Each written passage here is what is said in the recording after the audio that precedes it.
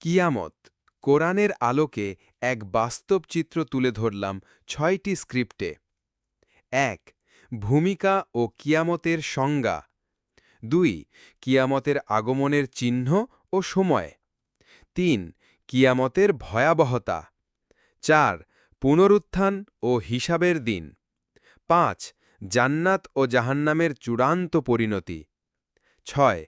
মানবজাতির সতর্কবার্তা ও শিক্ষা। উপসংহার। স্ক্রিপ্টগুলা শুরু করছি, মন দিয়ে শুনুন ও বোঝার চেষ্টা করুন। আল্লাহকে ভয় করুন এবং আল্লাহের বিধিবিধানগুলা বাস্তবায়ন করার চেষ্টা করুন। ভূমিকা ও সংজ্ঞা। বিসমিল্লাহির রহমানির রহিম। প্রশংসা সেই আল্লাহর যিনি আমাদের জীবন দান করেছেন এবং মৃত্যুর পর আমাদের আবার জাগ্রত করবেন। কিয়ামত শব্দটি এসেছে কোরআনের বহু স্থানে, যেমন সূরা কিয়ামা, সূরা ইনফিত্তার, সূরা জিলজাল, সূরা তাকবীর ইত্যাদি। কিয়ামত মানে দাঁড়িয়ে যাওয়া, অর্থাৎ সব মানুষ আল্লাহর সামনে দাঁড়াবে। এটি সেই দিন যখন আসমান জমিন ধ্বংস হবে এবং মানবজাতি পুনরায় জীবিত হয়ে উঠবে। সূরা কিয়ামার ৭৫ আয়াত ১ ও ২। আমি শপথ করছি কিয়ামতের দিনের, এবং আমি শপথ করছি সেই আত্মার যে নিজের ওপর তিরস্কার করে। কিয়ামতের আগমনের সময় ও চিহ্না। কিয়ামত কবে আসবে তা একমাত্র আল্লাহই জানেন। সূরা আহজাবের ৩৩-৬৩। তারা আপনাকে কিয়ামতের বিষয়ে জিজ্ঞাসা করে, বলুন এর জ্ঞান শুধু আল্লাহরই আছে। সূরা আজ-জালজালার ৯৯-১-২। যখন পৃথিবী তার কম্পনে কাঁপবে এবং সে তার বোঝা বের করে দেবে। সূরা আত-তাকবীরের ৮১-১-৬। যখন সূর্যকে গুটিয়ে ফেলা হবে, যখন তারাগুলো ঝরে পড়বে, পাহাড়গুলো চলতে শুরু করবে, গর্ভবতী উট অবহেলিত হবে। এই সব আয়াত কিয়ামতের সময়ের ভয়াবহ পরিবেশ বর্ণনা করে। কিয়ামতের ভয়াবহতা। সূরা হজ্জের ২২-১-২। হে মানবজাতি, তোমরা তোমাদের প্রতিপালককে ভয় করো। নিশ্চয়ই কিয়ামতের কম্পন ভয়ঙ্কর এক ঘটনা। যেদিন তোমরা দেখবে প্রতিটি স্তন্যদাত্রী তার দুধের শিশু ভুলে যাবে, আর গর্ভবতী নারী তার গর্ভপাত ঘটাবে। মানুষকে মাতাল মনে হবে, অথচ তারা মাতাল নয়, কিন্তু আল্লাহর শাস্তি ভয়াবহ। সূরা তুরের ৫২-৯-১১। সেদিন আকাশ কাঁপবে প্রবল কম্পে, পাহাড়গুলো চলমান হবে। সূরা আত-তাকবীরের ৮১-১০-১৪। যখন আমলনামা সামনে রাখা হবে, আকাশ খোসা খুলে দেওয়া হবে, জাহান্নাম উত্তপ্ত করা হবে এবং জান্নাত কাছাকাছি করা হবে।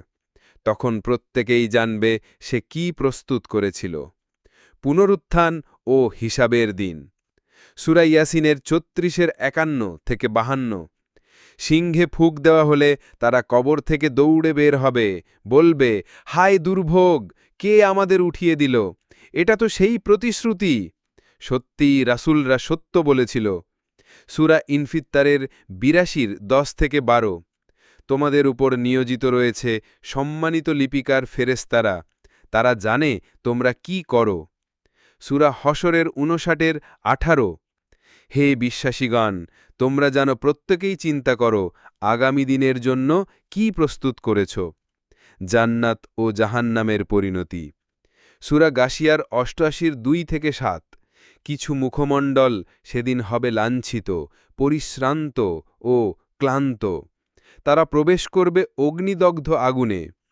সূরা ইনসানের ৭৬-১১-১৪। তাদেরকে আল্লাহ রক্ষা করবেন সেই দিনের কষ্ট থেকে এবং দান করবেন চমৎকার রশ্মি ও আনন্দ।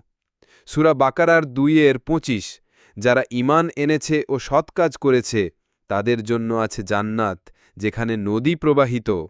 সতর্কতা ও শিক্ষণীয় দিক। সূরা মুতাফফিফিনের ৮৩-১-৬। ধ্বংস তাদের জন্য যারা মাপে কম দেয়, যারা মানুষের থেকে পরিমাপে চায় পূর্ণ কিন্তু নিজেরা কম দেয়। তারা কি মনে করে না তারা পুনরুত্থিত হবে এক মহাদিনের জন্য? সূরা হশরের ৫৯-১৯। তোমরা তাদের মতো হইও না যারা আল্লাহকে ভুলে গেছে, ফলে আল্লাহ তাদের নিজেদেরকেই ভুলিয়ে দিয়েছেন। সূরা আনআমের 6:31। ধ্বংস তাদের জন্য যারা কিয়ামতকে মিথ্যা বলে। যখন হঠাৎ কিয়ামত তাদের সামনে আসবে, তখন তারা বলবে, হায়, যদি আমরা ফিরে যেতে পারতাম। উপসংহার। প্রিয় শ্রোতা, কিয়ামতের ভয়াবহতা, এর প্রস্তুতি এবং হিসাব নিকাশের বিষয়গুলো শুধু ভয় দেখানোর জন্য নয়, এটি আল্লাহর পক্ষ থেকে দয়া, যেন আমরা সচেতন হই। সূরা মুলক 67:2। যিনি সৃষ্টি করেছেন মৃত্যু ও জীবন, যাতে তিনি পরীক্ষা করেন তোমাদের কে উত্তম কাজ করে। সূরা সাফফাত 37:20। হায় দুর্ভোগ! এটা সেই দিন যা আমরা অবিশ্বাস করতাম। আসুন আমরা আল্লাহর পথে ফিরে আসি, আমলনামা শুদ্ধ করি এবং সেই দিনের জন্য প্রস্তুত হই। শেষ কথন, এখনই সিদ্ধান্ত নিন। কিয়ামতের দিন আপনার সামনে কি থাকবে সেটা আজ নির্ধারিত হচ্ছে। এখনই সিদ্ধান্ত নিন, সত্যের পথে চলবেন কিনা। সাবস্ক্রাইব করুন, শেয়ার করুন এই গুরুত্বপূর্ণ বার্তাটি। আল্লাহ হাফেজ।